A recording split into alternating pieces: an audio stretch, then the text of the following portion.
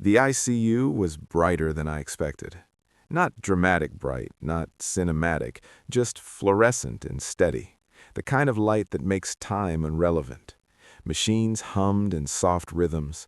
A monitor blinked my heartbeat back at me as if I needed proof I was still here. I remember the nurse adjusting something near my IV and asking if there was someone she could call. I gave her my father's name. That was the reflex. By the second day, I stopped looking at the door. Phones weren't allowed for long, but when they handed mine back to me for a few minutes, I saw nothing. No missed calls, no "Are you okay?" no "We're coming," just one message from my dad. "Send 50 zirloin by Friday. We're short for your sister's wedding deposit." That was it. No punctuation, no question mark, no acknowledgement that I was in intensive care after a pulmonary embolism that nearly killed me. For a while, I stared at the ceiling instead of the screen. I tried to rationalize it. Maybe he didn't understand how serious it was. Maybe he assumed I was stable. Maybe someone forgot to tell him. Then I checked the family group chat. Photos of centerpiece samples, debates about cake flavors, my aunt suggesting gold-rimmed plates because this is a once-in-a-lifetime event. My hospitalization had been mentioned once, a thumbs-up reaction under my cousin's "Hayes in ICU but stable." Then it vanished beneath wedding logistics. That's when something in me stopped negotiating. I've always been the dependable one, the practical sibling, the one who paid off my parents' credit card when my dad's business faltered, the one who quietly covered my sister's graduate school tuition after she said she'd pay me back someday, the one who wired money when there were unexpected expenses. I used to call it generosity. Lying in that hospital bed, oxygen prongs pressing into my nose, I realized it had been infrastructure. I wasn't family. I was a line of credit. I didn't respond to the message. I didn't explain. I opened his contact, blocked it. Then I blocked the group chat. It wasn't dramatic. My heart monitor didn't spike. The world didn't shift. But something inside me did. When I was discharged a week later, no one was waiting outside. A rideshare took me home. The driver asked if someone would help me up the stairs. "I've got it," I said. Recovery was slow. Walking across my apartment felt like crossing a parking lot. I had too much time to think. Guilt would creep in around midnight. What if they were stressed? What if weddings do that to people? What if I was overreacting? Then I would reread the message. Send 50 zirloin by Friday. No, "How are you feeling?" No, "Are you scared?" Just a deadline. 3 weeks after I left the hospital, I received a call from an unfamiliar number. I almost didn't answer. It was a wedding venue's financial coordinator. She was polite, formal. She explained there had been a misunderstanding regarding a deposit guarantee. My name had been listed as the financial backer, a personal reference. I felt my stomach drop, not from anger, but from clarity. They had assumed I would cover it. Not asked, assumed.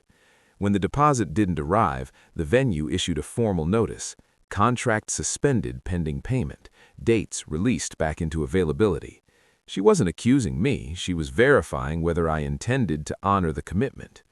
I was in the ICU, I told her evenly. I never agreed to guarantee anything. There was a pause on the line, papers shuffling. "Understood," she said. "We'll proceed accordingly." That was the turning point. Not a shouting match, not a confrontation at a dinner table, a documented withdrawal. Within days, extended relatives started calling from numbers I hadn't blocked. Their tone wasn't apologetic, it was bewildered. "What happened? Why didn't you just send it? You know how important this is." My sister left a voicemail. She sounded more embarrassed than upset. "The venue says they released our date. Dad said I don't know, he thought you'd handle it." "Handle it?" I didn't return the calls. Instead, I called my bank and updated all beneficiary permissions. I met with a financial advisor. I changed passwords I hadn't touched in years. And I booked therapy. The wedding didn't collapse, but it shrank. Different venue, fewer guests, a date pushed back 6 months. My father reportedly had to take out a high-interest loan. I heard all of this secondhand. No one came to demand money in person. No one showed up at my door. The urgency dissolved once they realized the faucet had actually turned off. That's what shocked everyone, I think. Not that I didn't pay, that I stayed gone. I expected rage, accusations, smear campaigns. Instead, there was a quiet recalibration. Without my financial gravity, the family system rearranged itself. My father negotiated directly with creditors for the first time in years. My sister downgraded her plans. My aunt stopped suggesting imported linens. They adjusted, and I kept recovering. Physically, my lungs healed faster than I thought they would. Emotionally, it was slower. Some mornings I'd wake up reaching for my phone, wondering if today would be the day someone asked how I survived. They never did. Months later, I passed my sister at a grocery store. We froze in the cereal aisle like strangers recognizing each other from a former life. She looked tired. "So," she said carefully, "you're really not coming to the wedding." I considered it. Not the event, the question underneath. Was I punishing them? Was I proving something? "No," I said.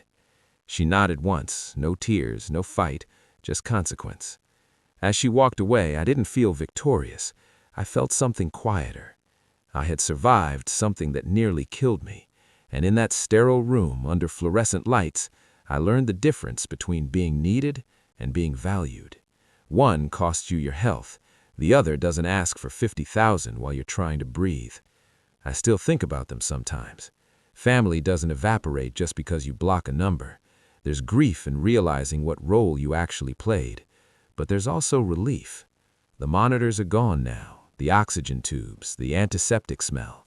What remains is a boundary.